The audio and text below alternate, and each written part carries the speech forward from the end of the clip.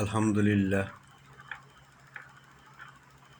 হামদান কাসীরান তাইয়িবান মুবারাকান ফি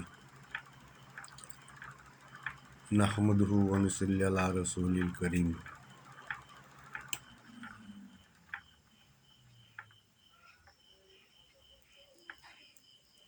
প্রিয় দেশবাসী, আসসালামু আলাইকুম ওয়া রাহমাতুল্লাহি ওয়া বারাকাতুহু।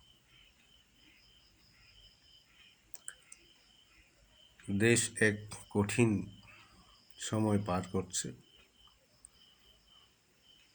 মানুষ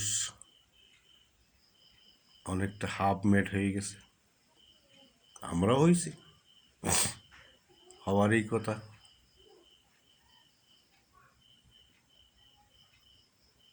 দেশের আজ 54টা বছর হত্যা, মারামারি, কাটাকাটি, গুম খুন, ব্যাংক লুট, চাঁদাবাজি, এমন কোনো কাজ নেই দেশে হচ্ছে না। আমি একজন মুক্তিযোদ্ধা হিসাবে কষ্ট পেলেও আমি এটাকে স্বাভাবিক মনে করে নিয়েছি। তারও যথেষ্ট কারণ আছে, সেই কারণগুলি ধীরে ধীরে ব্যাখ্যা করব। সর্বপ্রথম যেটা আসছি সেটা হলো দ্বীনের কথা বলতে হবে, দ্বীন ইসলামের কথা বলতে হবে, সেটা ফার্স্ট বলতে হয়। সেটা না বললে কোনো একটা বক্তব্য ফলপ্রসূ হয় না। সেই জন্যেই মানব জাতির সৃষ্টি সেটা বিশদভাবে কোরআনে ব্যাখ্যা করা হয়েছে। কিন্তু দুর্ভাগ্যের বিষয়, কোরআন আমরা পড়ি কিন্তু বুঝি না। আল্লাহ কোরআন বুঝতে বলছে, গবেষণা করতে বলছে, কিন্তু আমরা কেউ করি না। এই ভারতবর্ষের যে কজন মানুষ, আলেম ওলেমা বলেন আর নেতা বলেন, মোটামুটি সবারই অবস্থা গুরুতর। এরকম কেন হলো? তো কোরআন পড়লে বোঝা যায় সেটা হয়তো নিয়তের কারণে, ইন্টেনশন অফ দ্য মাইন্ড। সেটা হাদিসও আছে একটা, ইন্নামাল আমালু বিন্নিয়া, নিয়তের উপরে কাজ নির্ভর করে।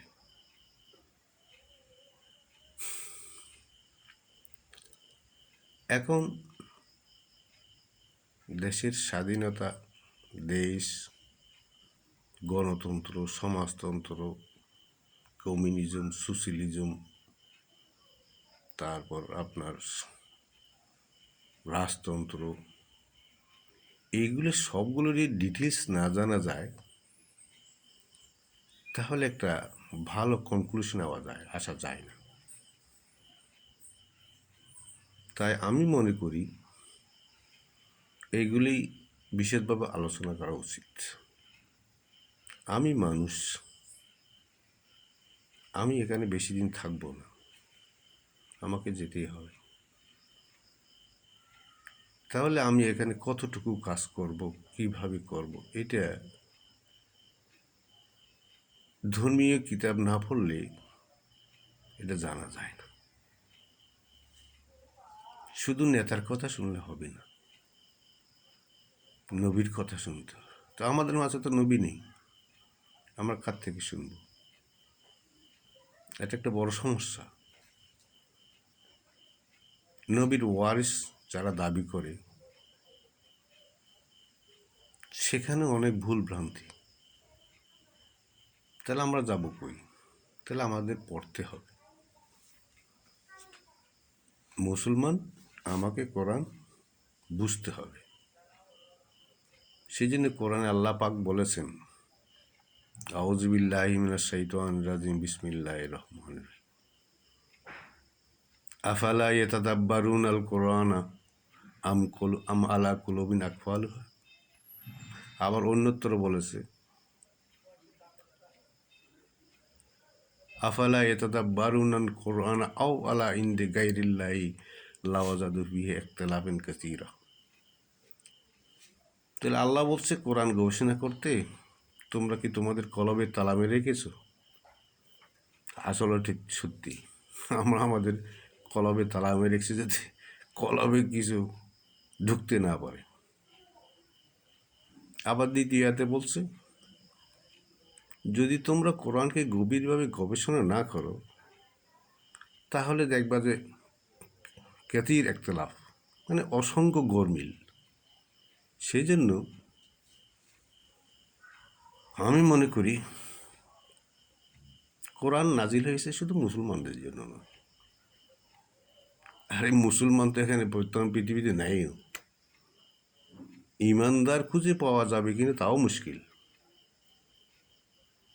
0.12% মুমিন পাওয়া যাবে না। মুসলমানকে দূর কি বাত। সেই জন্যেই আসুন আমরা কোরআন পড়ি। সেই জন্য আল্লাহ কোরআন শরীফে ক্লিয়ার করে দিয়েছে, লাইসালাহা এলমিন ফালা তুতিহু। তোমার যেটা জ্ঞান নেই সেটা তুমি করো না। কিন্তু তা তো নয়, আমরা আমাদের মতোই করে। ওয়ালা তাত্তাবিউল হাওয়া, তুমি তোমার এই হাওয়া বলতে যা বুঝাই আর কি, আমরা এমনি বলি না হাওয়া হাওয়া। হাওয়াকে, হাওয়া মানে অন্তর, তোমার অন্তরের খাইশকে তুমি মেনে নিও না। এই সমস্ত কারণে আশা করি দ্বিতীয় এপিসোডে আমি আপনাদেরকে দিন, ইমান, মুসলিম এ সমস্ত বিষয় নিয়ে কথা বলবো। ওয়া আখিরু দাওয়ানা আলহামদুলিল্লাহি রাব্বিল আলামিন। আসসালামু আলাইকুম ওয়া রাহমাতুল্লাহি ওয়া বারাকাতুহু।